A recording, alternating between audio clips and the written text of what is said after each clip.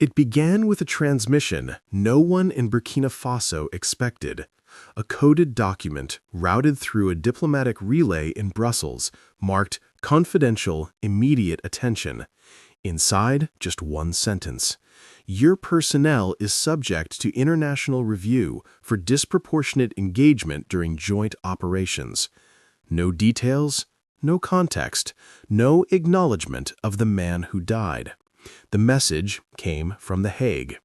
Inside the Ministry of Defense, the senior counsel froze because they knew exactly which operation the message referred to: the Southern Corridor sweep, the one that had begun at dawn and ended in complete disarray. The after-action report had already revealed the uncomfortable truth. A Burkina Faso officer had fallen in the chaos. Initial logs identified the death as militant fire. Only later did the forensic team discover what commanders quietly feared. The fatal round came from a foreign advisor positioned in a rear support lane. A European officer, operating under immunity clauses Burkina had never written, only inherited through agreements drafted abroad. Burkina demanded clarification. Silence was the response. Not denial, not cooperation, just silence disguised as protocol. Then The Hague moved, but not toward the one who fired the fatal shot, not toward the chain of command that withheld information, not toward the partner state that invoked immunity before any question was even asked.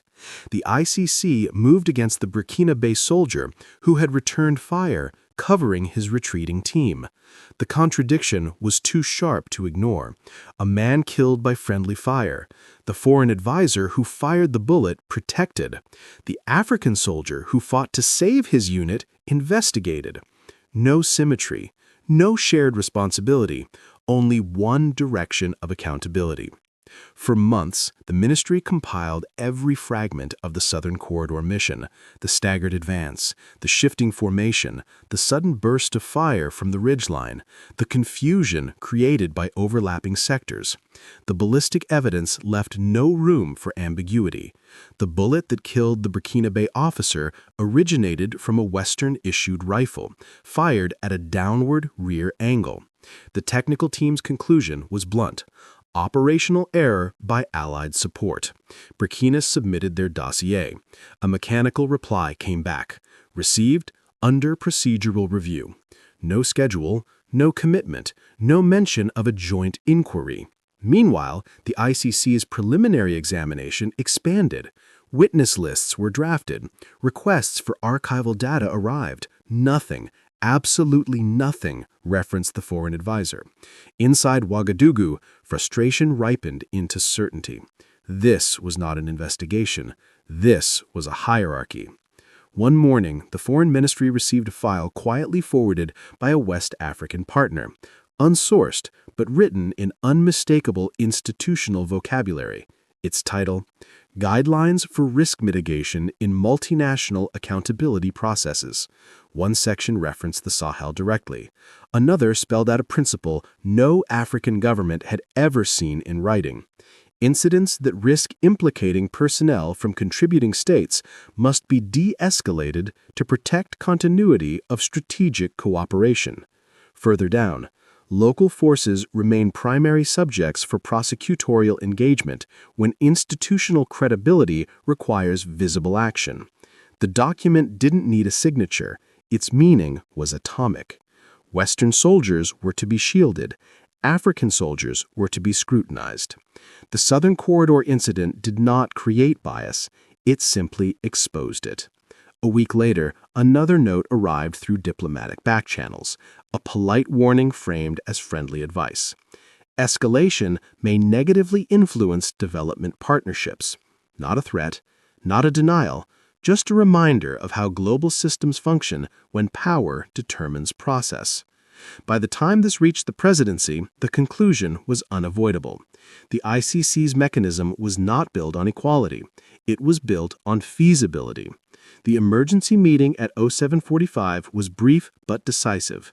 Defense presented the evidence. Legal advisors explained the immunity framework. Foreign Affairs described months of unanswered communication. Then the president asked, "Is there any realistic path for equal accountability?" The answer was immediate. "No, Mr. President."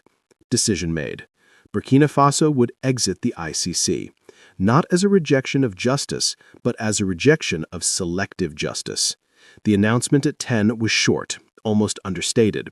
Burkina Faso will no longer recognize the jurisdiction of the International Criminal Court. International reactions came quickly, measured, diplomatic, and conspicuously abstract. Not one addressed the friendly fire death.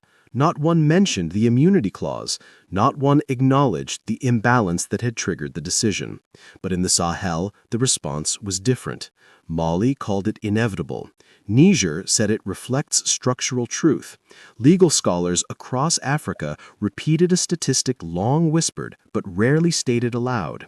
More than 90% of ICC prosecutions have targeted Africans, while cases involving powerful states remain frozen in preliminary review status. The data wasn't new. The courage to say it publicly was. Burkina formalized a new doctrine: no external military cooperation without reciprocal accountability. Every foreign force operating on Burkinabe soil would face the same scrutiny as Burkinabe forces. No exceptions, no immunity shields quietly inserted inside agreements. For the first time, a Sahelian government wasn't reacting to the international system, it was redefining its relationship with it.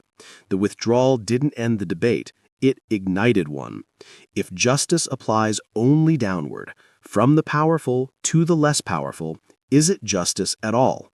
Or is stepping away the only rational act when a system demands compliance but refuses equality?